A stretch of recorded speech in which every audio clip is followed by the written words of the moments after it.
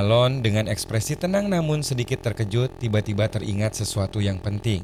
Saya baru ingat, gumamnya. Alon duduk di sofa menatap Evan yang duduk di seberangnya memegang pedang. Guild Intelligence telah mendapatkan informasi tentang anak itu, kata Evan. Baiklah, bagaimana hasilnya? Tanya Alon. Seorang telah tampil sangat baik di koloni. Dia mendapatkan titel Golden Flash, sebuah informasi penting yang disampaikan. Alon dengan ekspresi terkejut dan sedikit geli mengulang nama itu. Golden Flash? Ya, syukurlah kabarnya baik-baik saja, katanya merasa lega. Evan dalam bentuk cibi yang menggemaskan mengangguk. Benar, apapun bisa kau lakukan asal punya kekuatan di tempat itu, jelasnya. Alon dengan ekspresi penasaran bertanya kepada Evan. Lalu bagaimana dengan Radan? Aku tidak mendengar kabarnya sejak dia bilang dia sedang belajar cara bekerja di Raksas. Ada beberapa informasi tentangnya, tapi masih dalam proses investigasi untuk memastikan, jawab Evan. Jadi begitu, tapi Evan, kata Alon. Alon menatap Evan dengan tatapan serius. Bukannya kau sibuk, tanyanya. Maaf, kenapa tiba-tiba Anda menatap saya seperti itu, jawab Evan sedikit terkejut. Alon dengan ekspresi serius memberitahu Evan. Kau harus bersiap, membutuhkan waktu setidaknya sebulan untuk sampai ke Magic Tower. Apa? Magic Tower? Saya belum pernah mendengarnya, jawab Evan terkejut. Alon dalam bentuk cibi yang menggemaskan menggaruk kepalanya. Oh, apa aku lupa mengatakannya. Evan juga dalam bentuk cibi menghela napas. Saya sudah terbiasa sekarang, katanya pasrah. Alon menjelaskan bahwa perjalanan ke Green Magic Tower seharusnya hanya seminggu. Kita akan pergi ke Blue Tower, katanya. Oh, baik. Itu dekat dengan kota labirin, jadi itu cukup jauh, jawab Evan menatap menara megah di kejauhan. Ivan dengan ekspresi serius menjawab, saya akan mempersiapkannya. Alon mengangguk puas. Alon terbaring di kereta, merasa lelah. Marah, aku harus berada di kereta selama sebulan saja sudah membuatku lelah. Tapi mau bagaimana lagi, item yang bisa membantu mana holku yang kecil dan berharga ada di sana, pikirnya. Alon dengan ekspresi nostalgia bergumam. Kota labirin ya, rasanya nostalgia. Saat di game, aku menghabiskan banyak waktu untuk grinding di sana. Labirin terletak di tengah kota, ditandai dalam peta sebagai level grinding di Psychedelia. Player bisa mendapatkan item berkualitas tinggi dengan meningkatkan level dan mengeksplorasi lebih dalam. Meskipun banyak player mengunjungi labirin, tidak seorang pun yang bisa mencapai akhir. Aku menggunakan cheat untuk mencapai lantai ke 150. Developer nggak ngotak, makin ke bawah makin banyak lantainya. Kenapa sih buat banyak lantai padahal nggak ada yang bisa ke sana? Demi melihat kita menderita. Labirin seperti apa di lantai 150 itu? Seperti di game, relik dan artefak selalu ditemukan di sana. Berbagai artefak berharga seperti kapak, kalung, dan ramuan bersinar terang. Karena ini, job official Magic Appraiser menjadi sangat populer dan memberi jaminan hidup nyaman.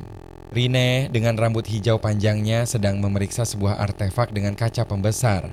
Rine bilang dia akan segera mengambil ujian Appraiser. Dengan bakatnya, dia seharusnya lulus ujian itu dengan mudah. Alon dengan ekspresi santai merenung.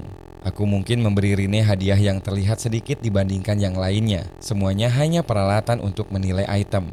Alon berpikir, aku harus mengirimnya bantuan lain jika hadiah itu masih kurang. Kota labirin Lartania terlihat megah di bawah langit malam yang berbintang. Sebuah menara tinggi menjulang di tengah kota, tidak dikuasai oleh siapapun. Ini adalah kota para explorer dan mercenary. Melewati toko-toko yang tak terhitung jumlahnya di sudut area selatan, seseorang bisa menemukan toko penilaian rahasia yang bernama Merde. Toko itu diam-diam mendapatkan ketenaran melalui layanan uniknya. Sebastian siap melayani para bangsawan dan explorer areng. Seorang pria dengan janggut rapi tersenyum ramah. Penilaian selesai, Tuan. Oh, bahkan di antara mereka ada Lord Lartania. Rine dengan ekspresi serius menyerahkan sebuah item kepada pria itu. Item ini menyalakan api menggunakan mana. Terima kasih banyak. Mari kita lihat, kata Rine. Sebuah lentera emas bersinar terang. Ini adalah relik yang bisa diberi imprint. Apa kemampuannya? Tanya Rine. Pria itu menjelaskan, sedikit mana bisa menjaga api tetap hidup setidaknya selama 1 jam. Efisiensinya kini jauh lebih baik. Bagus. Rine tersenyum puas. Rine mengucapkan terima kasih banyak. Lonceng di atas pintu toko Merde berbunyi. Terima kasih kembali, kata pria itu. Rine dengan ekspresi terkejut melihat lentera emas yang bersinar terang. Phew, desahnya, lega. Rine dengan tatapan serius memegang topeng emas yang indah. Ia tampak memikirkan sesuatu yang mendalam. Rina dengan ekspresi terkejut melihat sebuah teropong emas yang bersinar di atas meja. Ah, serunya. Sebuah tangan memegang teropong emas menunjukkan bahwa item ini juga bisa diberi imprint. Alasan kenapa toko ini yang berlokasi di sudut pinggiran menjadi terkenal adalah karena imprint. Rina dengan ekspresi serius menatap keluar jendela, seolah memikirkan sesuatu yang penting. Sebuah artefak bersinar terang di tengah ruangan, dikelilingi aura misterius. Itu adalah hadiah dari Great Moon. Rin tersenyum tipis, mengingat saat ia pertama kali diberitahu agar menjadi appraiser. Aku tidak mengerti alasannya, gumamnya. Identitas aslinya adalah teman Palaon dari era Great Forgotten Gods. Rin dengan ekspresi serius menatap patung Knight yang megah. Saya mengerti bahwa semua yang telah dilakukan sejauh ini untuk menghapus Black God, tapi pergi ke kota labirin, Lartania, dan jadilah Magic Appraiser. Aku tidak mengerti hubungan perintah ini dengan tujuannya. Rina dengan ekspresi bingung berjalan di tengah keramaian kota. Apa hubungannya menjadi appraiser dengan membunuh Black God? Saat aku melihat hadiahnya, disitulah aku sadar. Sebuah cahaya terang menyinari sebuah artefak di tengah ruangan gelap. Sebuah artefak berbentuk mata Eye of the Stalker dikelilingi rantai merah. Dengan cepat menilai sebuah item dalam batas mana tertentu untuk membantu penilaian. Rina dengan ekspresi terkejut memegang artefak itu. Tidak, ini terasa berbeda dari yang aku tahu. Substansinya bahkan tidak ada di perpustakaan.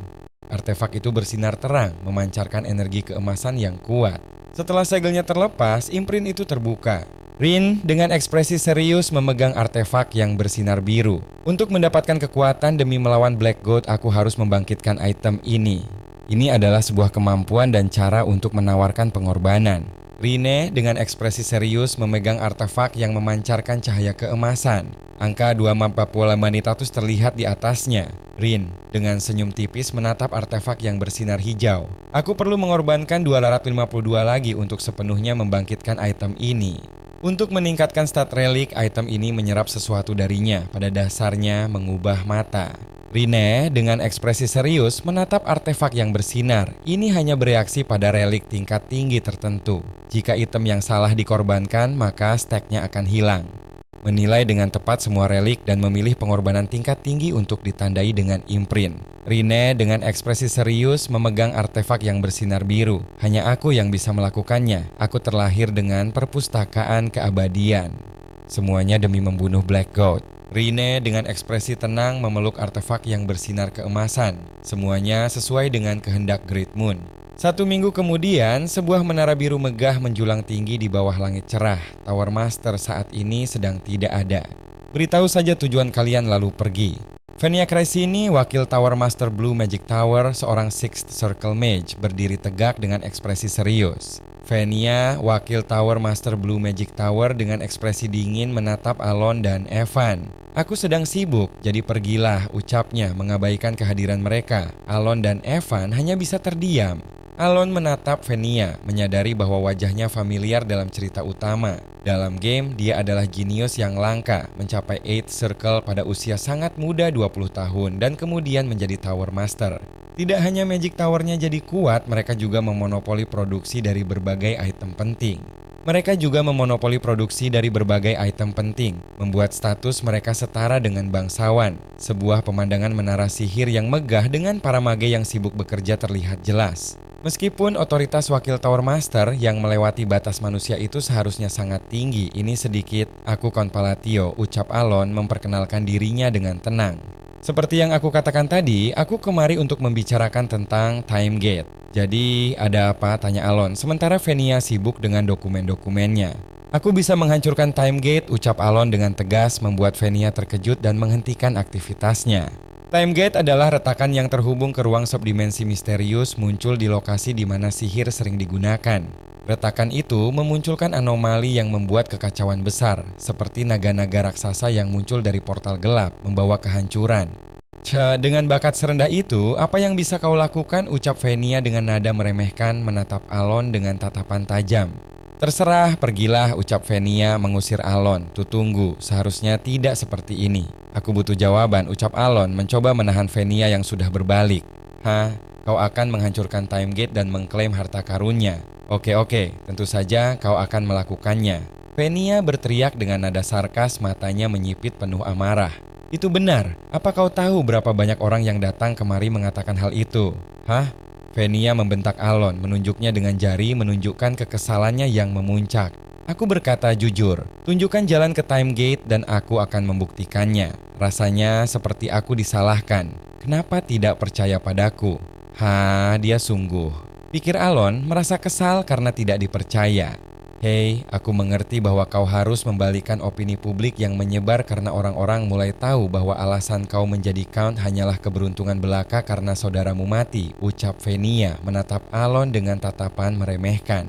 Alon dan Evan terkejut, dikelilingi oleh aura sihir biru yang kuat saat Venia melanjutkan. Aku tidak peduli dengan rumor, tapi aku tidak bisa membiarkanmu merusak Magic Towerku, ucapnya dengan tegas. Rumor seperti itu, mungkin aku seharusnya hidup dengan damai. Dia mungkin terlihat gila kerja, tapi aku terkejut dia tahu banyak tentang informasi di luar, pikir Alon terkejut dengan pengetahuan Venia.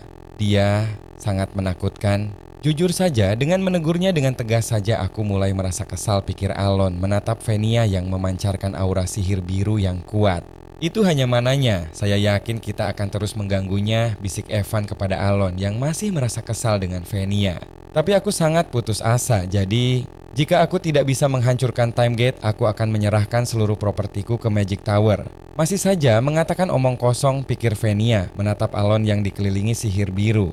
Jika kau mau, mari kita membuat sumpah. Ini bukan tawaran yang buruk untuk sedikit waktumu, bukan? Alon menatap Venia dengan tatapan serius dikelilingi oleh sihir biru yang kuat. Venia terdiam, menatap Alon dengan ekspresi terkejut dan sedikit ragu. Time Gate-nya di sini.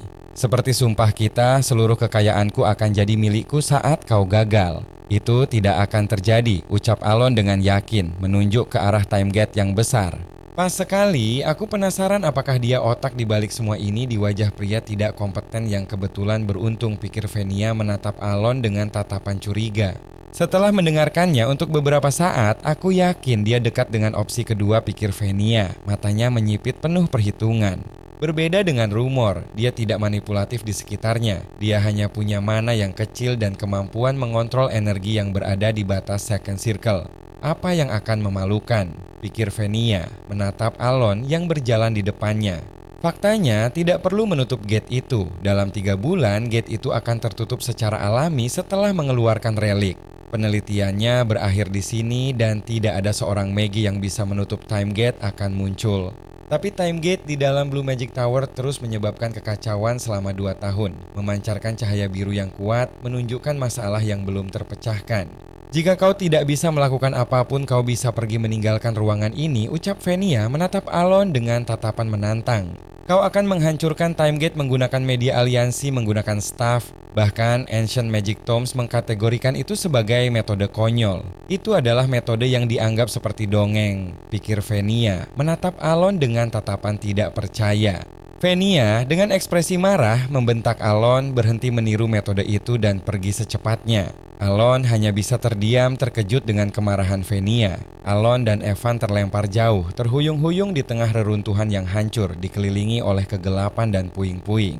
Venia dengan ekspresi terkejut dan ketakutan menyadari bahwa ia tidak bisa bergerak. Tidak, semuanya berhenti, pikirnya, matanya terbelalak. Sebuah kilatan cahaya biru menyambar dari atas diikuti oleh ledakan energi merah gelap yang dahsyat menciptakan pemandangan mengerikan yang membuat Venia terkejut. Itu gumamnya, tidak percaya. Alon berdiri tegak, membelakangi mata merah raksasa yang mengawasi dari atas dikelilingi oleh aura merah gelap yang mengerikan menunjukkan kekuatan yang tak terbayangkan. Mata merah raksasa itu terbuka lebar menatap Venia, memancarkan aura kehancuran, dan Venia berdiri di bawahnya, ketakutan melihat kekuatan Alon yang bisa memunculkan mata dari dimensi yang mengerikan.